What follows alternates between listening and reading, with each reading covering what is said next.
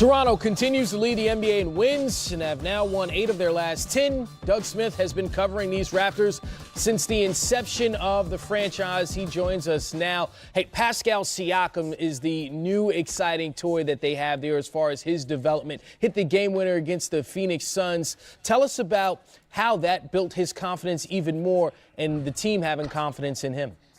I think, Chris, that's the point, is that now they have another option, they think, at the end of games, and it boosts the players' confidence in Pascal to say, hey, we're going to give you the ball, go make something happen. And he did. And it was the first time, I bet you it's the first time in his career at any level where they called a dribble play for him at the buzzer of a tie game. So the fact that he did it, I think, boosts his confidence, but I also think it gives guys like Kawhi Leonard, Kyle Lowry, Danny Green, another thought process at the end of close games, that we got another guy who can do something for us.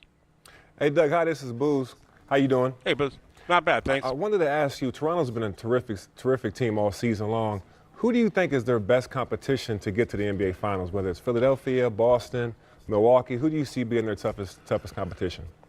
I still think Boston. I know they're scuffling a little bit right now, but they've been there before. Milwaukee the second place, well, by percentage points leading the Eastern Conference, and are very, very good. But Boston is that sort of time-tested group. Conference Finals last year without Kyrie and Gordon Hayward. Mm-hmm. They got them back. They just played, they always play Toronto great games. They had a great game up in Boston on Wednesday night. I think if you're looking at a matchup that the Raptors would probably not like to have, Boston as a proven winner with a bunch of veterans would probably be it. Doug, I'm going to be a fan for a second, like I live in Toronto. So my question for you is to use the word the process. How do you think the process is going, making Kawhi Leonard happy? How does Masai Ujiri, from the front office down to the fan base, making Kawhi feel like this should be his new home for the rest of his career? I think what the organization's doing is really simple. They're leaving him alone. Kawhi, here's the key to the gym.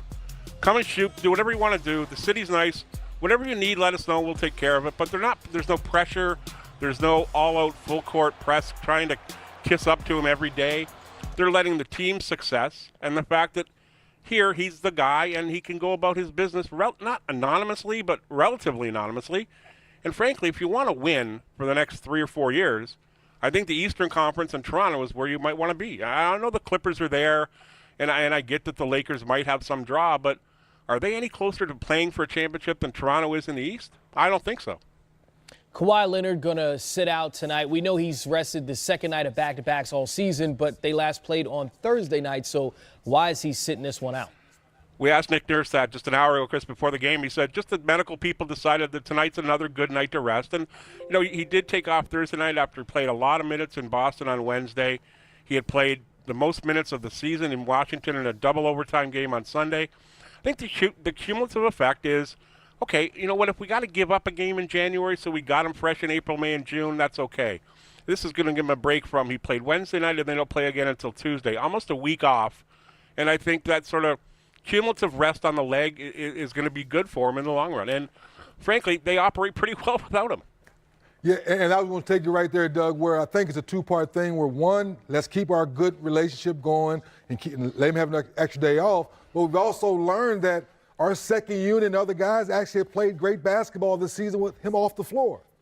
Oh, they've come a long way. Since early in the year, last year's second unit was outstanding, but it changed dramatically this year with Jonas Valanciunas added to it, OG Anunoby added to it when they moved, when they got Danny Green as a starter and Kawhi Leonard as a starter there. So it's taken a little while, but now that they've had a little bit of time to mesh, the team sees it. Their record without Kawhi, I think, is something like 8-2. It's really, really good. And their other guys are being able to step up and be asked to do things that maybe will pay off later on in the year. Doug Smith, Toronto Star, appreciate your time. Thank you. Good stuff, Doug. My pleasure. Thanks, Doug. Anytime. All right, guys. He mentioned something towards the end there, and it's Jonas Valanciunas, right? And that's a guy where he was incredible early in the year, and they're bringing him off the bench now. He's been a starter for them for years, and he's thrived in that role just as good as he was as a starter coming off the bench while he's been out. Then you look at what Kyle Lowry, who missed 10 games and is shooting just 32% from the floor since he's returned, yet they still have won 6 of their last 7. I mean, this is a team that it just seems like adversity, what is that? Yeah, because once again, you bring in a star quality guy like Kawhi, and then you continue to build within. So Siakam's gotten better, DeLone Wright's gotten better, Van Fleet's gotten better, OG's gotten better. So, and CJ Miles hasn't even shot the ball well yet. So that's another guy that we know has, playoff pedigree that can shoot the basketball and help stretch the floor. And then you got a guy like Greg Monroe, nobody wanted, and now he stepped in when Valanciunas got hurt with the hand injury. So it lets you know they're very, very deep. But I think Nick Nurse has done an excellent job letting each guy know when someone goes down, here's your opportunity. Go out there and play. Don't play like you're playing to lose. Yeah, they've been one of the deepest teams for the last couple seasons, and they continue to prove that now. Especially, you heard what Doug said. They're 8-2 even without Kawhi being out there, which is very impressive and hard to do. It's hard to have that kind of success when your star player's out. All right, Kyle Lowry started the season hot from the field, leading the NBA in assists, and his shot has really been the thing that struggled. What are you seeing with his shooting? Is it his form? Is it his legs? What do you see as being a part of his struggle? I think maybe some with the legs, but I thought Bulls, because we know he's one of those guys, with his conditioning, I thought he came back the season in pretty good condition. Yeah. I think it's a stretch in the season that things are not going well from a shooting standpoint, but his leadership and sharing the basketball, I think is still premium. Yeah, Kyle's, he's a pro. He's a great pro. He does a great job of getting guys involved. He's still a pit bull out there. They still trust him, obviously. He's a very good defender, good playmaker, doesn't take any plays off. So whether we've seen this before in the playoffs too, where he's lost a little confidence in his jump shot, but he still played hard and played well. And obviously, they've had great success despite that. So as the season goes along, CJ starts shooting better, he starts shooting better. Team's going to be very good. Certainly, we're seeing the evolution of the Toronto Raptors right in front of us as they're leading the NBA in wins. And there's an evolution of facial hair here. See, 0 here, a little bit there. Yeah. Boo's got the full beard, but then there is the bearded one. James Harden kind of dialed back on the dress code tonight, right? Yeah. Put the jacket on. And that to me is courtside certified. I think when they take it too far, I don't know Can about he pull his pants down a little bit? Ankle biters. You got a man capri pants. Games, let's say it one more time. He's averaging 40 over the last 21. That last loss against the Nets, Harden scored 58. He scored at least 30 in 18 straight games. He'll look to continue that streak against the Lakers tonight at 8. What's been most impressive about what he's doing? I think being in shape. People say, that sounds too easy. Well, you have to, and Boozer, you know this, you have to be in a certain kind of shape to put these kind of numbers up every night. I remember Tracy McGrady said it one day with Paul George, when you become that next level superstar, your legs have to be in a certain type of condition because you have to do it every night. It was like we were teasing about Kuzma. He got to 42 and then kind of fell off for a couple games, then he got back hot again. He was like, wow, it is hard to get 42 every night. So now when you watch James Harden do it, you're like, oh my goodness. Yeah. After coming back from an injury this season to get his legs back in his condition to perform the way he is. And what's even more impressive to me is that, think about it, he's the #1 thing on the paper when you're trying to stop the Houston Rockets. Right. And he's still putting up these kind of numbers. It's very impressive what he's doing. Well, Mike D'Antoni says Chris Paul will return sometime next week. This week, the Rockets also lost Clint Capella 4 to 6 weeks following thumb surgery. So how much of these injuries are starting to mount up for this team that makes Harden's run even more ridiculous when you're considering he's not getting help from other guys? Yeah, he's carrying the load, man. I mean, obviously with CP being out, that hurts a lot. Capella being out, especially with rebounding and someone that dives to the hoop, gets the easy lobs and alley-oop dunks. It makes James Harden's job that much more harder, but he's doing it. He's performing, he's carrying that team, he's getting some help from Eric Gordon. Gerald Green's playing very well. Other guys can step up as well, but it's pretty much all on James Harden's shoulders. Yeah, defensively it's going to be interesting to see how they play good team defense without Capella. Offensively, James has proven that he can hold down the fort till Chris Paul gets healthy. But now with Capella, who's going to be that rim protector? Who's going to get those big rebounds he was showing us this season? Well, that's an interesting question because according to multiple reports, Kenneth Faried is that guy. Now, here's a thing that's just concerning about him. He's played 44 games over the last 2 years, and he's not hurt. Why is that? Because he hasn't been in Brooklyn's rotation, or should I say plan. He wasn't in Denver's plan. Once Jokic and Nurkic came on, we talked about in the meeting, He had just got that big contract. He said he saw the writing on the wall. He gets to Brooklyn. Kenny Atkinson said he's just not a part of the rotation, so that's what happened. But I will give him credit. He hasn't complained. He hasn't been a bad apple in the locker room. He's been going about his business. Now he's about to get bought out and possibly, go to Houston to all the conversation. If that happens, he will bring energy. That's how he made his name in this NBA, of running the floor, getting loose balls, rebounding, setting good screens, and rolling to the basket. And speaking of situations, you're a guy that understands it depends as a big what your situation is. For him to play with a guy like James Harden, look, he's averaged 13 points in his career. He's averaged 9 rebounds in a season in his career. Can he get back to that form? He's still just 29. Well, Houston's going to hope he does. He's very young. He's very fresh. He doesn't have a lot of miles on his legs right now.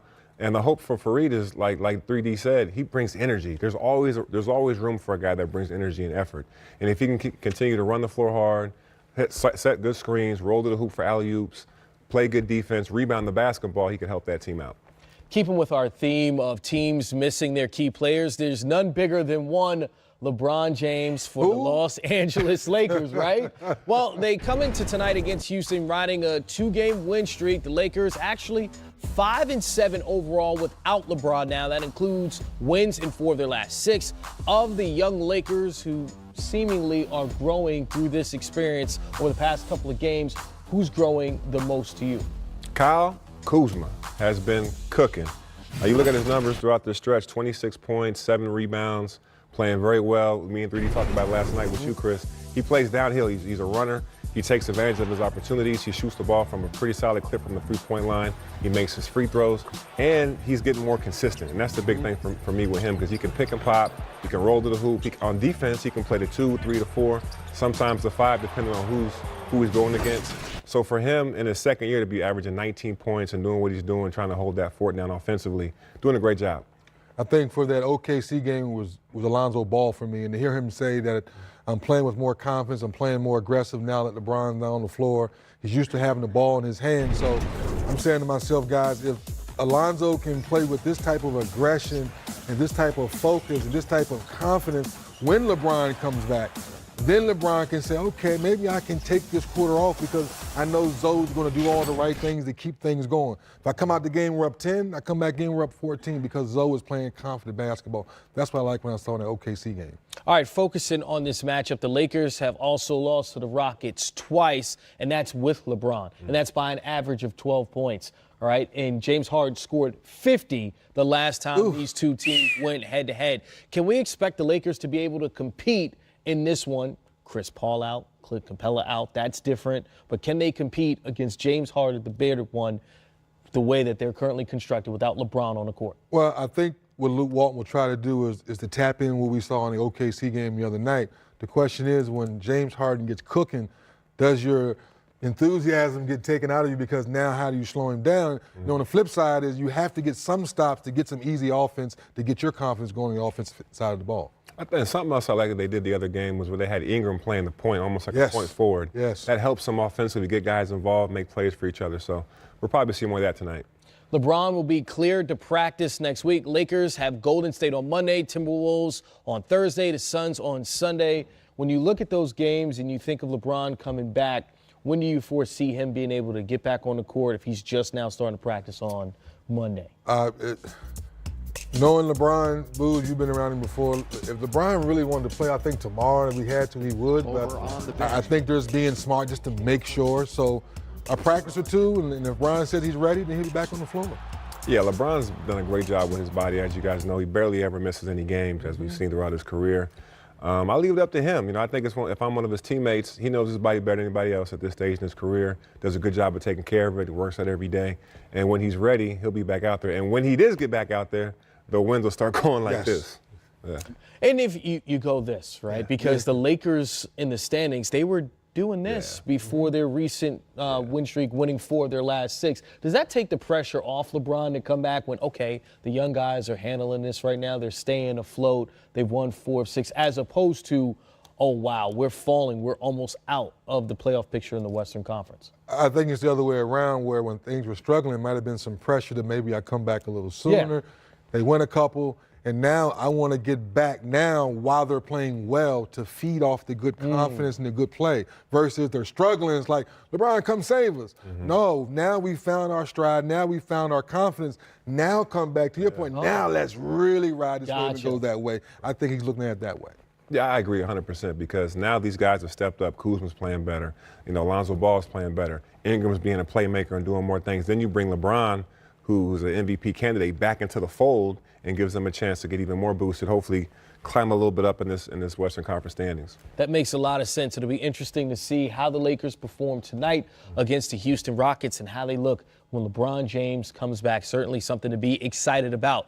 Russell Westbrook